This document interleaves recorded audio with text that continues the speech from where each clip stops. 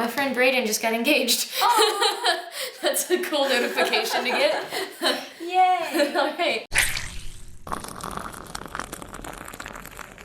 So today on The Syrup, I'm joined by the always delightful Lauren Fairweather, and we are going to be doing a little bit of arts and chats today. So what are we going to be making, Lauren? We're going to be making this little embroidery piece, and it's a waffle. So this project is pretty easy for beginners or for anybody. It really is if beginners, because I was able to do it. So. Yeah, it's a little piece of embroidery art, and you leave it in the hoop as like a little frame. I put mine up on my refrigerator. I put a little strip of magnet on the back. Well, at least I've been meaning to. I just tape it up for now.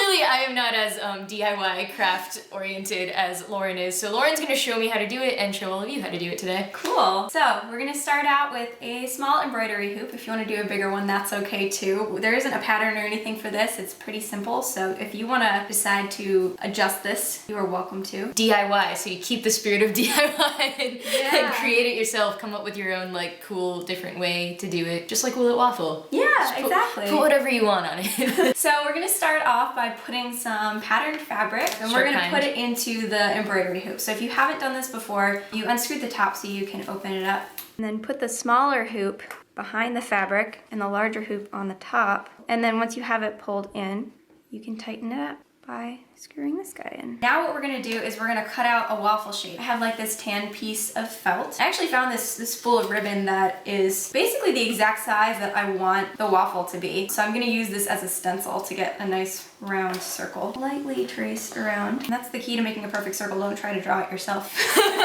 We're also going to do the exact same thing, but with a darker tan. Unfortunately, this is the closest I've got. This is going to be that grid pattern on the waffle. It's fake 3D. Yeah. This is how it looks like, the great built-in syrup holders. Yeah. That makes waffles so wonderful. Essentially, I'm going to cut here and here first, and I'm going to cut twice so that there's a bit of a gap between these pieces. So you have kind of a gap. And these are gonna line up with the edges of these, but it will make it so we can see through to this color. And the other thing about this is that if it gets weird, that's okay. That's a good rule for life. You can either start over, you can like grab a new piece and try again, or you can just kind of go with it. And I mean, you can adjust it or fix it. That's actually like my favorite thing about art. I was in some like visual art class in 7th grade, and our teacher would just always tell us like, you know, you might have had a plan, but if things like went wrong or not the way you planned it, like you could still fix it and you could make it something that was maybe even better. And that was kind of like one of the best life lessons that I learned. It's not the end of the world when things go wrong. No mistakes are bad mistakes in art. Yeah. Now what we're going to do is we're going to sew these pieces onto this piece here.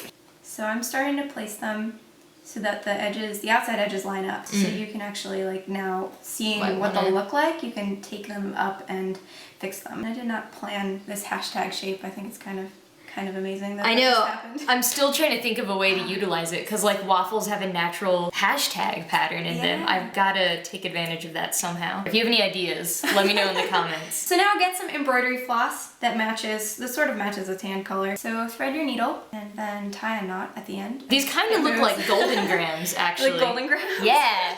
We making snitch witches? You should make a snitch witch version of this, or someone watching should. Basically what we're going to do now is we're going to sew these down. I basically am going to go through and sew along all of these corners on the inside. So these are all fully attached, but you don't actually have to do this part yet. We're gonna do whip stitch. If you are unfamiliar with whip stitch, we will also link in the video description to more detailed tutorials on how to actually do these stitches. What have you found from like the crafting side of YouTube? Like how is it different than like the vloggers or like the music scene? What I really like about the crafting side is the more critical comments from crafters are actually interesting to me. I like reading when somebody thinks of a better way to do a project than what I actually portrayed. And I encourage people to, you know, if they've made the project better, send me a picture. I'd love to see how it comes out. And all the time people are interpreting my projects and doing something totally different with them. And that's one of the cool things about crafts is that you can make the exact same project, starting with the exact same directions, and you'll end up with totally different results. I didn't really think of it till this moment, but Will It Waffle's a little bit like that because I get people all the time just like sending me weird things that they've waffled.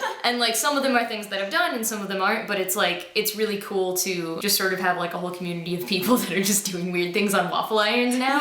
Whereas like, you know, I love the discussion that can happen from vlogs, but it's kind of cool like when you're making something and then like that inspires other people to go out and make something, and then there's like just a more tangible thing that can be shared. It's kind of cool.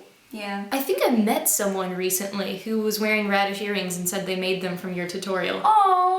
I can't believe I forgot to tell you that. I don't remember who or where that was. Next, what we're gonna do is we're going to attach the waffle by sewing it around the edge. Doing okay? Yeah. Did you finish it? Yeah, I'm just trying to figure out how to tie the knot. All right, now I can start putting the waffle on the, what's it called? Embroidery hoop. Embroidery hoop. Learning all the vernacular today. Now I can finally fit in with the crafting YouTubers. Yeah. Go to VidCon and be like, yeah, that embroidery hoop. So, totally fit in. They won't even know. They won't even be able to tell. I am a pretty messy crafter. My stuff gets everywhere. This is like a giant mess. I mean, you're just talking about how you gotta do everything your own way.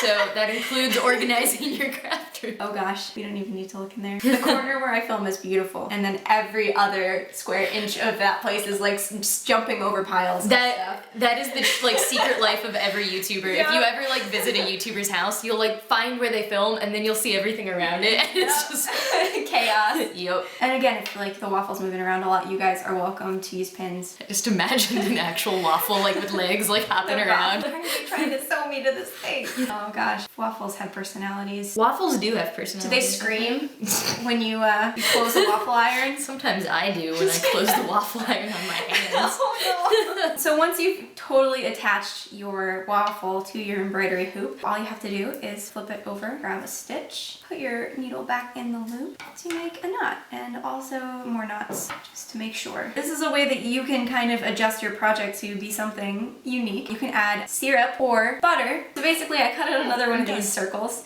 You did it! Yeah, all done. You have like so little left to do. You were almost so there. close. I never knew making waffles was so hard. It's always been very easy. You can't eat these though. Wait, what? That would be not super delicious. To make this little syrupy shape, I'm not going to trace this at all, and that might not be so good, but I'm just gonna do some little like wobbly syrup drips. Ow. You just stab yourself? Yeah, it was totally like an inch away from where I thought it was. Oh too. no. Alright.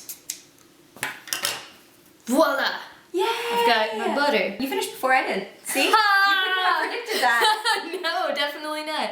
Nice! So, I have made it all the way around my little chocolate syrup situation. Yay! And that is it. So basically the only thing that you have left to do once you have totally finished your image and attached it perfectly, adding all of this. And the way that I would recommend you doing this, and I'm not going to show you how, all you have to do is like I would recommend hot glue gun as long as you don't hurt yourself, around the inside of this hoop and then push this around. Just be careful not to get glue on the back of this because it could actually like seep through and you could see it. That way it will stay there and you can actually use the hoop as a little frame and then you can display it and it's super cute. And so since you have already made me one of these that I already have hanging up in my house, we thought that we would give these to two of you. I think the way we'll do it is the first two people to leave in the comments what Lauren's favorite line in the whole Harry Potter series is. The way to find that out is to watch the video that we made for my channel, which is a video about some of the greatest moments in the Harry Potter books that were not shown in the movies. Go watch that video, find out what my favorite line is, come back, tell us what that line is in the comments, and maybe you can take one of these home with you. Yeah, so click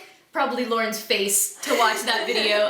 And all of the other things that we mentioned, tutorials for stitching and stuff, will all be in the description box below. And I guess that is all for today. Thank you for joining me. I'm in Lauren's house right now. Thank you for having me at your house too. No problem. This is so much fun. I appeared in an episode of Will It Waffle like a year ago. Oh yeah, it was about this, well, a little over a year ago. Yeah. So cool, now you're on the syrup.